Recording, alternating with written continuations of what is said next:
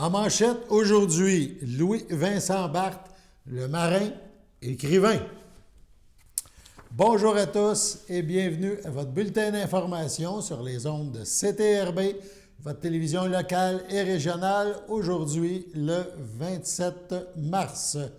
Donc en manchette, on parle bien sûr de Louis-Vincent Barthes, un marin qui est aussi auteur et on vous explique pourquoi. En effet, CTRB a assisté au lancement du livre. On parle de l'épopée des bateaux blancs, un livre écrit par Louis-Vincent Barthes. Ce genre de livre, c'est le premier qui se fait en français. Il y en a déjà eu dans le monde anglophone, mais en français, c'est la première fois qu'on raconte l'histoire des bateaux blancs. Donc, ce livre se veut une incursion dans l'œil de ceux qui ont travaillé sur ces bateaux blancs. Les bateaux de croisière, les bateaux blancs ont navigué de 1926 à 1960, notamment sur le fleuve Saint-Laurent. Les bateaux appartenaient à la Canadian Steamship Line, CSL, et permettaient aux croisiéristes, de partir de Montréal pour aller sur le fleuve, et ça se rendait même jusqu'au Saguenay. Ainsi est venue la construction de 2 hôtels mythiques, donc en lien avec ces bateaux blancs. On parle du manoir Richelieu et de l'hôtel Tadoussac, bien connu dans la région de la Malbaie. Louis-Vincent Barthes a fait un travail de moine dans la recherche du document provenant de divers documents, bien sûr, provenant de la Bibliothèque et Archives nationales du Québec, et aussi il a recueilli de nombreux témoignages d'anciens matelots et officiers encore vivants qui ont travaillé sur ces bateaux.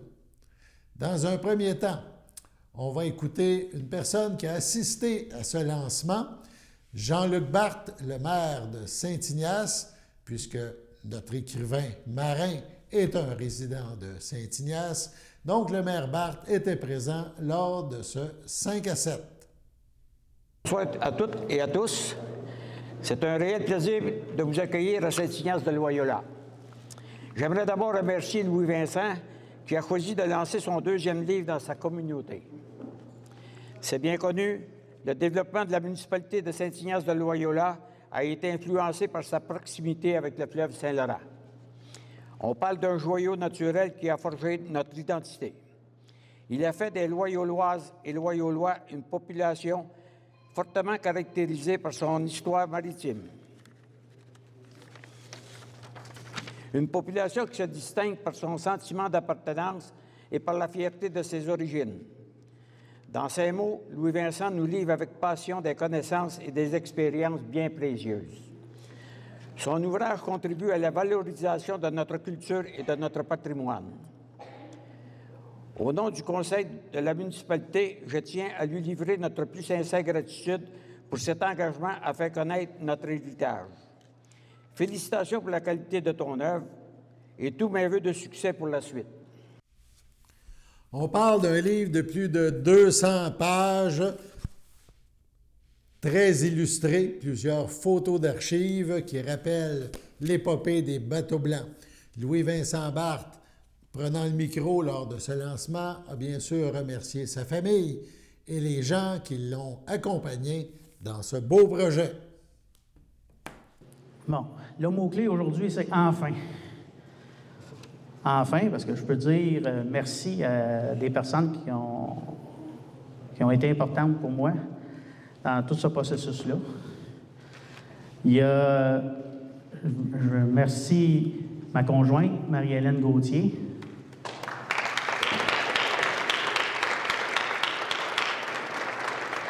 Et disons que quand je navigue, elle s'occupe beaucoup d'autres choses. Elle fait ma secrétaire, mon agent de bureau. Elle va mener des affiches, chercher des affiches. En tout cas, elle a fait beaucoup de choses. Je remercie beaucoup. Il y a sa fille, Marie-Ange, qui a fait les affiches, dans le fond, qui a fait l'infographie pour les affiches. Je remercie Marie-Ange pour son travail. Je remercie mes parents. Pourquoi? Ben, parce que ça paraît tout le temps bien de remercier ses parents en public. Et je veux remercier ma sœur aussi, pour la même raison.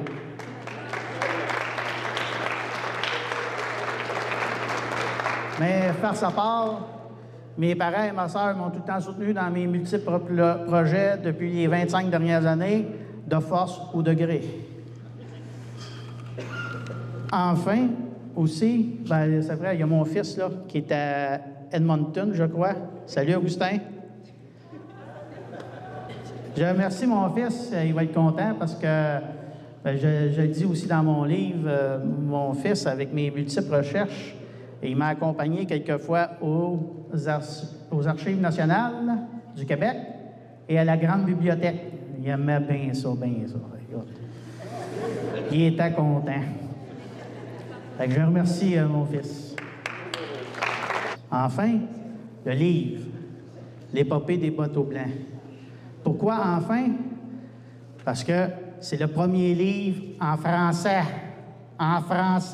sur l'épopée des bateaux blancs, qui pendant 40 ans ont marqué l'histoire du Québec. Il y a eu des livres en anglais, mais pas en français. Alors, j'ai remédié à la situation. Quand j'ai envoyé mon courriel à Mme Proulx, je lui ai dit, j'avais écrit un livre sur les bateaux blancs. Et, fruit du hasard, les bateaux blancs ont été les précurseurs du tourisme au Québec. Avant la Deuxième Guerre mondiale, c'était beaucoup des touristes américains, anglophones, Montréal, Ontario. Les Anglais avaient de l'argent. Et après la Deuxième Guerre mondiale, les Québécois ont commencé à avoir un petit peu plus d'argent, puis ont commencé à voyager. Puis je sais que d'entre vous, beaucoup de gens qui ont dans leur famille, il y a des gens qui ont fait leur voyage de noces à bord des bateaux blancs. Et avant de terminer, j'ai deux choses. Bon, le manteau. Le livre, je l'ai dédié à mon arrière-grand-père. J'ai connu mon arrière-grand-père, j'ai eu cette chance. Et j'avais 17 ans lorsqu'il est décédé. J'ai eu la chance d'aller chez lui, aller jaser avec lui. Et puis aussi, on a eu la chance, la famille Barthes, quand il faisait son jour de l'an, mais c'était toute la famille. Et aujourd'hui, souvent, je dis mes meilleurs amis, c'est mes petits cousins. Donc, grâce à lui, il nous a tenus serrés. Et puis, il m'a sûrement inconsciemment amené vers la navigation. Et aujourd'hui, bien, je porte son manteau de pilote lorsqu'il le portait jusqu'à sa retraite en 1963. Puis merci à tous ceux qui ont fourni des photos à l'époque.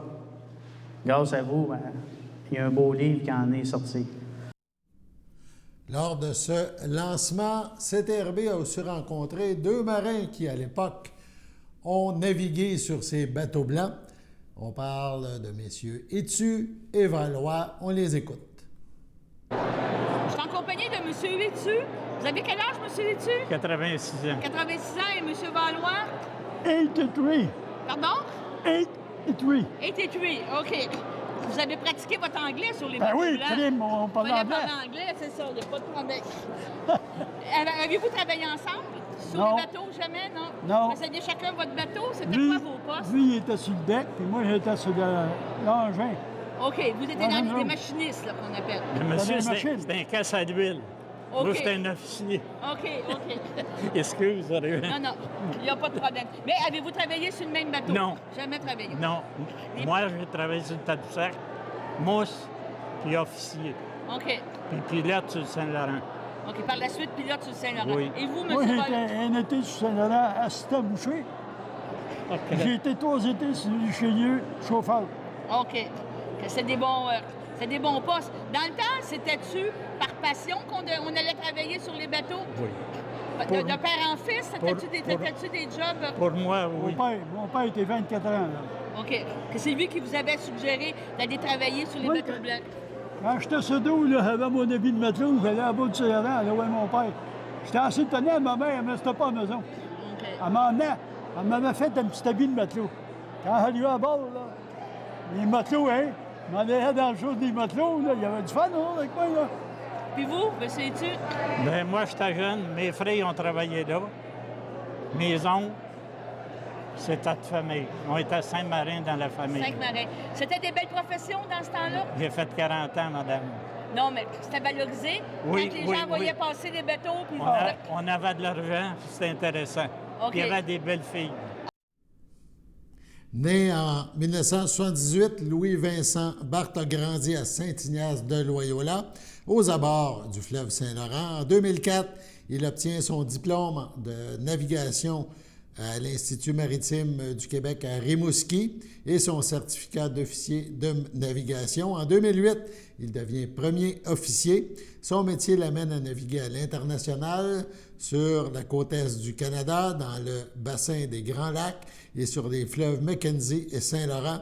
En 2021, il a signé son premier livre, Les Chroniques d'un marin, et on parle maintenant de son deuxième livre, l'histoire, l'épopée des bateaux blancs. Demain, nous vous présenterons la suite de l'entrevue avec Louis-Vincent Barthes. Le ministère de la Santé et des Services sociaux annonce que le programme de distribution des tests rapides de dépistage de la COVID-19 sera prolongé d'une année, soit jusqu'au 31 mars 2024. Ce programme permet la distribution gratuite d'autotests dans les 1900 pharmacies communautaires au Québec en concordance, avec les besoins de leur population. Toutefois, en raison de l'évolution favorable de la situation au cours des derniers mois, l'accès gratuit aux autotests distribués en pharmacie sera réservé dès le 15 mai prochain aux personnes à haut risque de complications, donc clientèle bénéficiant de la gratuité des médicaments sous le régime public d'assurance médicaments, prestataires d'une aide financière de dernier recours, personnes âgées de 65 ans et plus ayant un faible revenu, enfants et étudiants à temps complet âgés de 18 à 25 ans. La distribution gratuite des tests rapides dans les établissements scolaires ainsi que dans les centres de la petite enfance sera également maintenue. Soulignons que pour le reste de la population, des boîtes de tests rapides seront rendues disponibles sans rendez-vous dans des centres de vaccination et de dépistage. Rappelons que les personnes considérées à haut risque de complications sont parmi ces clientèles. On mentionne les adultes avec une immunosuppression, les personnes âgées de 60 ans et plus, les femmes enceintes, les adultes vivant avec une maladie chronique. Depuis septembre 2021, ce sont plus de 131 millions de tests qui ont été distribués par le ministère de la Santé et des Services sociaux du Québec en collaboration avec des partenaires du secteur public et privé, dont 42 millions dans des pharmacies. Pour clore sa saison 2022-2023, le Crapaud, la salle de spectacle, présente une programmation printanière sous le signe de la diversité musicale. Le 15 avril, c'est le magnifique duo formé par François Jalbert et Jérôme Beaulieu qui viendra présenter sa musique inspirée du jazz, du folk et du bluegrass. Deux virtuoses de haut niveau qui nous font voyager à travers leur univers profond, groovy et touchant. Le 29 avril, ce sera au tour du quatuor féminin Les Mains tendres de fouler les planches du Crapaud. Leur répertoire propose des compositions et des pièces colorées par des influences multiples de musique du monde qui vont de l'Europe à l'Amérique du Sud. Trimballé d'un univers à l'autre, le spectateur se nourrit d'air et de chansons en français, occitan, italien, bosniaque. Le mois de mai sera résolument trad avec le spectacle du groupe Artify le 13 mai qui, pour l'occasion, lancera un album live ainsi qu'une réédition CD de l'album Peau neuve de la Grande Virée qui est un peu l'ancêtre d'Artify. Le 20 mai, le public aura une rare occasion de voir le groupe de Saint-Côme, la Giroflée, qui présentera ses chansons à répondre et complaintes puisées au fond des mémoires de leur grand-père, remodelé d'une musique énergique et actuelle. Le samedi 3 juin, c'est nul autre que Pépé et sa guitare qui fera vibrer la salle du diffuseur Félicien, donc oui, à Saint-Félix-de-Valois, le Crapaud est installé là-bas. Si Joé Ramon et Georges Brassens avaient un fils, il s'appellerait sûrement Pépé. Marchand de bonheur infatigable, guerrier scénique aux chansons festives et mordantes, des plaines d'Abraham au Centre Bell, Pépé conquiert toutes les foules par son énergie contagieuse. Le 10 juin, c'est Ian Falkett et Keith Murphy, qui seront de passage au Crapaud.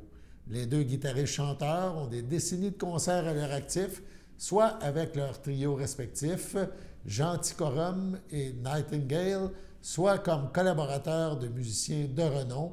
On parle de Seamus Egan, Anakin Castle, Sam Amidon, Karam Casey, etc. Les deux Vermontois d'adoption présenteront leur arrangement de chansons traditionnelles du Québec, d'où vient Yann, et de Terre-Neuve, d'où est natif Keith. Le tout sera parsemé de pièces instrumentales pour deux guitares, mais aussi pour mandoline, mandoline octave et mandola. Finalement, Légende locale sera en prestation le 17 juin. Spectacle multidisciplinaire où s'entrecroisent récits véridiques, chansons, contes et musique, légende locale, voilà, mais en lumière des moments oubliés de l'histoire populaire lanaudoise et québécoise au cours du dernier siècle. Sur ce, on passe à la pause.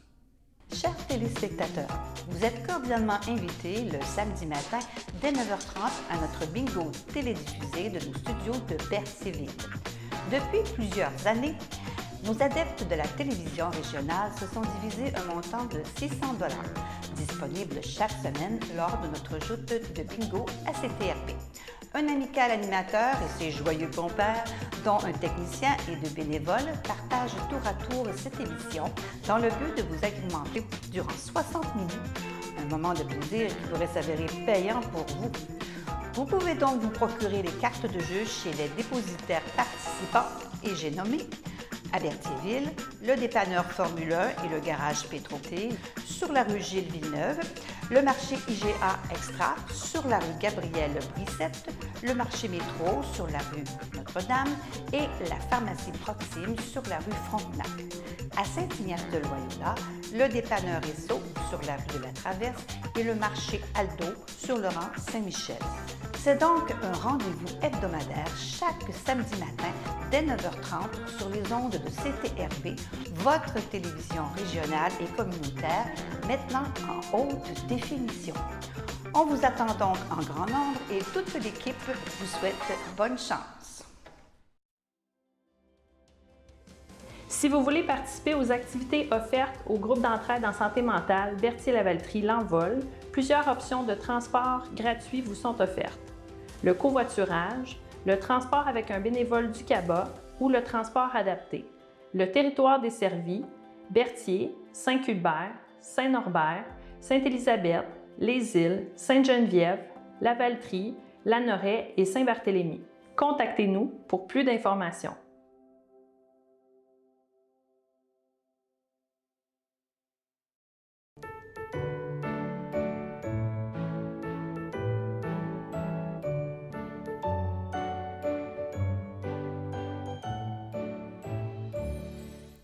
En ce 27 mars, les anniversaires à souligner, la FADOC de l'île du Pas souhaite bonne fête à Caroline Blais et à Sylvain Courchaine.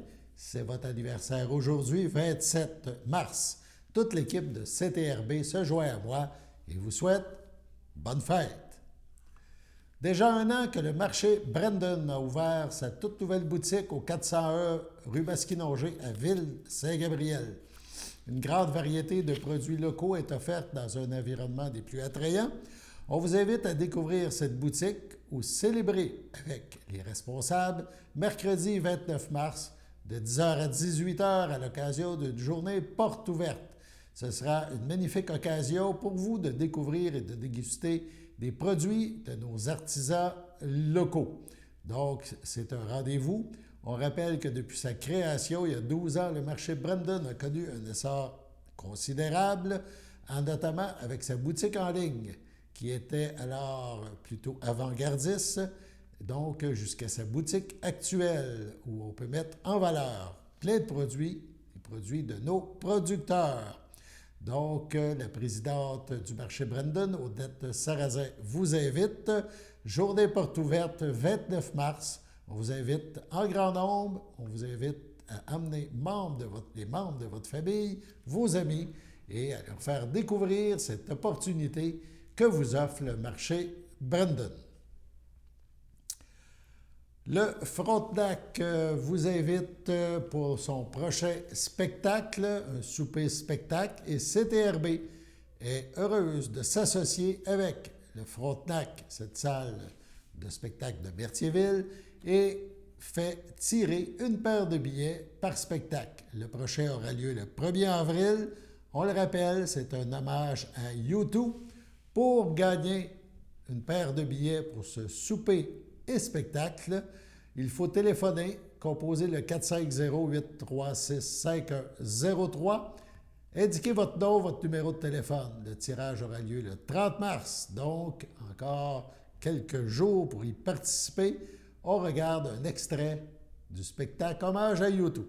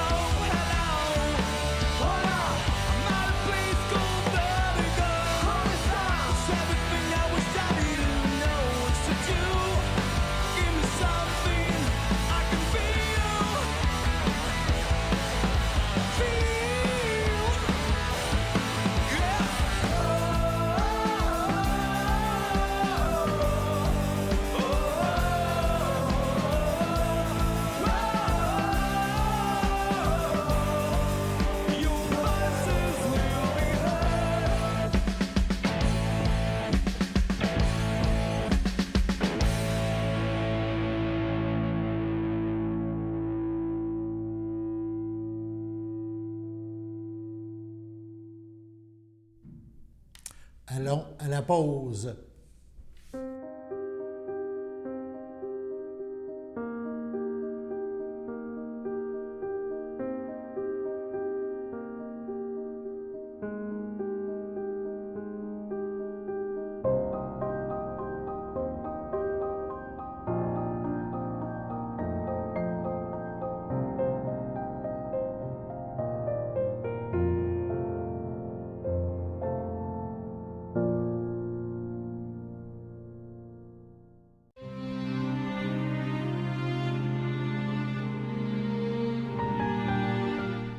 Au CHSLD, Émile McDuff, le 13 mars à 95 ans, est décédée Mme Armande Barrette, épouse de feu Marcel Caron, demeurant à Repentigny, autrefois de Saint-Barthélemy. Elle laisse dans le deuil ses enfants Alain Caron, Monica Roussiti, Lynn Caron, Pierre Lonval, ses petits-enfants Maxime, Olivier, Sabrina, Catherine et Gabriel Alvaro, ses arrière-petits-fils Louis et Louis, sa sœur et ses belles-sœurs Lise Barrette, Pierre Étier, Réjeanne Coutu, feu Irénée Barrette, Monique Caron, feu Jean-Marie Barrette, Marguerite Caron, feu Réal Lamoureux, Lucie Caron et Marie-Berthe Caron, ainsi que plusieurs neveux, nièces, autres parents et amis. Vos témoignages de sympathie peuvent se traduire par des dons à la Société Alzheimer, Des formulaires seront disponibles au salon. La famille vous accueillera vendredi 31 mars de 19 à 22 heures et samedi 1er avril de 9 heures au complexe funéraire Thériault, rue Notre-Dame à Berthierville. Les funérailles auront lieu samedi 1er avril 11 heures en l'église de Berthierville. À la résidence champêtre Sainte-Ambroise, le 3 mars, à 78 ans, est décédé M. Jean-Pierre Dufresne, fils de feu Jules Dufresne et de Madeleine Bérard, demeurant à Berthierville, autrefois de Saint-Barthélemy. Il laisse dans le deuil ses enfants, Steve Dufresne, Anne Bellumeur, Nadia Dufresne, ses petits-enfants, Anthony Dufresne, Jacob Dauphin, ses frères et ses belles-sœurs, Ferdinand Dufresne, Jocelyne Baudry, Gaston Dufresne, Madeleine Ladouceur, Bernard Dufresne, Manon Savignac, Richard Dufresne, Ginette Bélanger, Normand Dufresne, Jacqueline Simard, Denise Poirier, feu Raymond Dufresne, ainsi que plusieurs neveux, nièces, autres parents et amis. La famille vous accueillera samedi 1er avril de 12h30 à l'église de Saint-Barthélemy. Les funérailles suivront à 14h. M. Dufresne sera inhumé au cimetière de Saint-Barthélemy à une date ultérieure. Sur ce, on passe à la météo.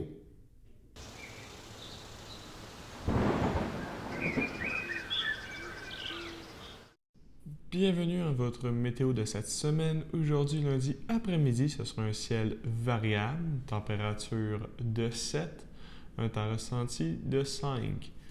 Lundi soir, ce sera nuageux avec quelques flocons, une température de 2, un temps ressenti de 0.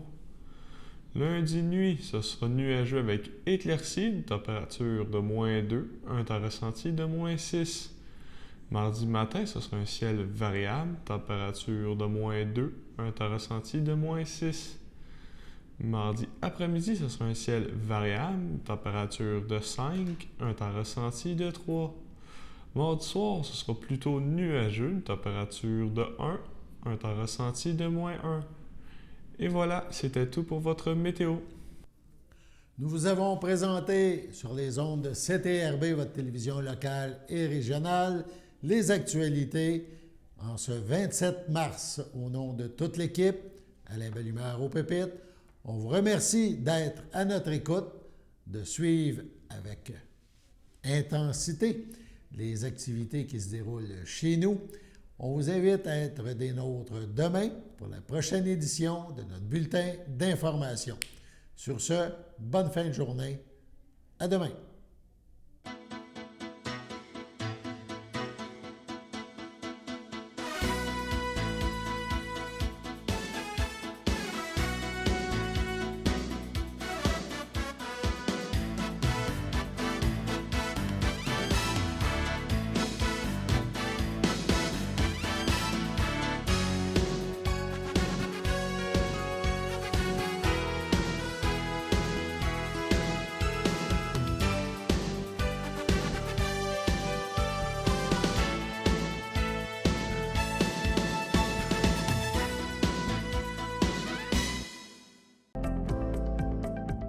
Les télévisions communautaires autonomes du Québec, ce sont les télévisions les plus importantes parce qu'elles sont proches de la communauté.